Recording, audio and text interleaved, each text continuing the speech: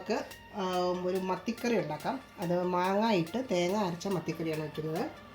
അപ്പോൾ അതിനായിട്ട് ഞാനൊരു 1/2 കിലോളം മത്തി എടുത്തിട്ടുണ്ട്.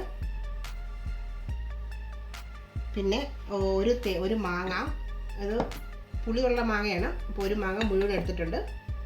പിന്നെ ഒരു അരമുറി തേങ്ങ ചിരണ്ടിയത്, പിന്നെ ഒരു പകുതി സവോള അരിഞ്ഞു വെച്ചിരിക്കുന്നു, ഒരു 6 അല്ലി വെളുത്തുള്ളി ചതച്ചതാണ്, പിന്നെ ഒരു കഷ്ണം ഇഞ്ചി ചതച്ചത്, 3 പച്ചമുളക്, പിന്നെ കറിവേപ്പില, ഉപ്പ്, പിന്നെ നമുക്ക് വേണ്ട മസാലകൾ സാധാരണ ഇടുന്ന മസാലകൾ മല്ലിപ്പൊടി, മുളക് പൊടി, മഞ്ഞൾപ്പൊടി, ഉലുവാപ്പൊടി. അത് നമുക്ക് തേങ്ങ അരയ്ക്കുമ്പോഴത്തേക്കിന് ഇടുന്ന സമയത്ത് കാണിച്ചു തരാം. നമുക്കതിനുള്ള അരപ്പ് തയ്യാറാക്കാൻ വേണ്ടിയിട്ട് തേങ്ങ അത് മിക്സിയിലേക്ക് ഇട്ട് കൊടുക്കാം. 1/2 സ്പൂൺ മഞ്ഞൾപ്പൊടി, 1/2 സ്പൂൺ മല്ലിപ്പൊടി, 1/2 സ്പൂൺ മുളക് പൊടി. ഇത് നല്ല മുളക് പൊടിയാണ്, കാശ്മീരി അല്ല. പിന്നെ അത് നിങ്ങളുടെ എരിവനുസരിച്ച് കൂട്ടുകയോ കുറയ്ക്കുകയോ ചെയ്തോണം. ഒരു 1/4 സ്പൂണോളം ഉലുവ പൊടിച്ചതാണ്. ഇതിലേക്ക് 1/2 കപ്പ് വെള്ളം കൂടെ ഒഴിച്ചിട്ട് നമുക്ക് നല്ല പേസ്റ്റ് പരുവത്തിൽ അരച്ചെടുക്കാം. നമ്മുടെ തേങ്ങ ഫൈനായിട്ട് അരച്ചുകൊണ്ട് വന്നിട്ടുണ്ട്. നമ്മുടെ ഇത് ചട്ടി ചൂടായി, അതിലേക്ക് എണ്ണയൊക്കെ ചൂടായി വന്ന് ഒഴിച്ച് എണ്ണ ചൂടായിട്ടുണ്ട്. നമുക്കിനി അതിലേക്ക് ഇഞ്ചി, വെളുത്തുള്ളി, നമ്മൾ അരിഞ്ഞ് വെച്ചേക്കുന്ന ഉള്ളി, പച്ചമുളക്, കറിവേപ്പില എല്ലാം ഇട്ടൊന്ന് വഴറ്റാം.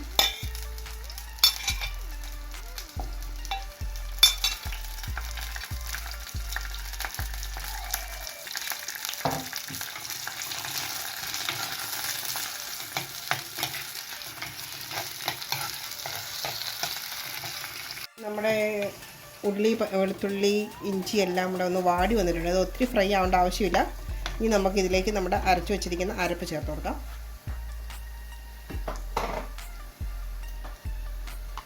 നമുക്ക് ഈ അരപ്പൊന്ന് ചെറുതായിട്ടൊന്ന് വഴറ്റാം. അതിന് ശേഷം നമുക്കതിലേക്ക് വെള്ളം ഒഴിച്ച് കൊടുക്കാം. ഒരു 1-2 മിനിറ്റ് ഒന്ന് വഴറ്റിയാൽ മതി. അതിന് ശേഷം നമുക്ക് വെള്ളം ഒഴിക്കാം.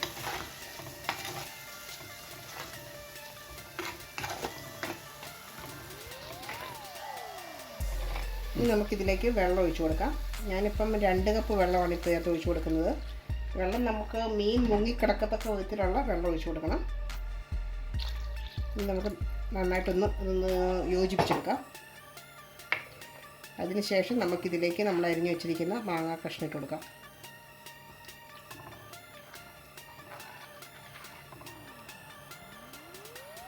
നമുക്കിനി ഇതിലേക്ക് ഉപ്പിട്ട് കൊടുക്കാം.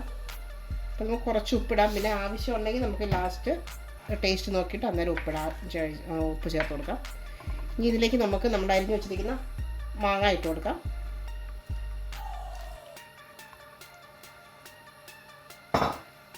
എന്നിട്ട് ഇത് നമുക്കൊന്ന് മൂടി വെച്ചൊന്ന് നന്നായിട്ടൊന്ന് തിളപ്പിക്കാം.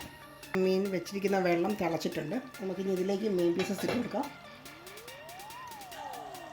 ഓരോന്നോരോന്നായിട്ട് ഇട്ട് കൊടുക്കാം. ഇനി നമുക്കിത് മൂടി വെച്ചിട്ട് ഒരു മീഡിയം ഫ്ലെയിമിൽ വെച്ചിട്ട് വേവിച്ചെടുക്കാം. ഇപ്പം നമ്മുടെ മീൻ ഏകദേശം വെന്തിട്ടുണ്ട്. നമുക്കിതിൻ്റെ ഒന്ന് തുറന്ന് വെച്ച് കുറച്ച് സമയം കൂടി ഒന്ന് ആ വെള്ളം ഒന്ന് വറ്റിക്കാം. കുറച്ചും കൂടെ ഒന്ന് കുറുകിയെടുക്കാനായിട്ട് ചാറ്.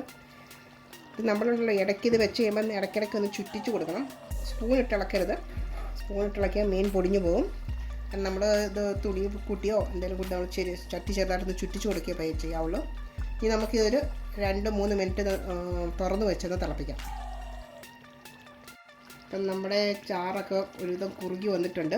ഇനി നമുക്കിത് തീ ഓഫ് ചെയ്യാം. ഇപ്പോൾ എന്തായാലും തേങ്ങ അരച്ചായതുകൊണ്ട് നമ്മൾ ഇരുന്ന് കഴിയുമ്പോൾ കുറച്ചുകൂടെ ഒന്ന് കുറുകും. അതാണ് നമുക്ക് കുറച്ചുകൂടെ കറിവേപ്പില എന്നിട്ട് കൊടുത്തിട്ട് നമുക്ക് തീ ഓഫ് ചെയ്യാം. എന്നിട്ട് നമുക്കിത് മൂടി വയ്ക്കാം. നമ്മുടെ മീൻകറി ഇങ്ങനെ റെഡി ആയിട്ടുണ്ട്. ഇപ്പോൾ ആദ്യമായിട്ട് കാണുന്നവരാണെങ്കിൽ ഒന്ന് സബ്സ്ക്രൈബ് ചെയ്യണേ. എല്ലാവർക്കും എല്ലാവരും ഒന്ന് ട്രൈ ചെയ്ത് നോക്കുക. ഇഷ്ടമായാൽ ഷെയർ ചെയ്യാൻ, ലൈക്ക് ചെയ്യാൻ മറക്കരുത്. Thank you.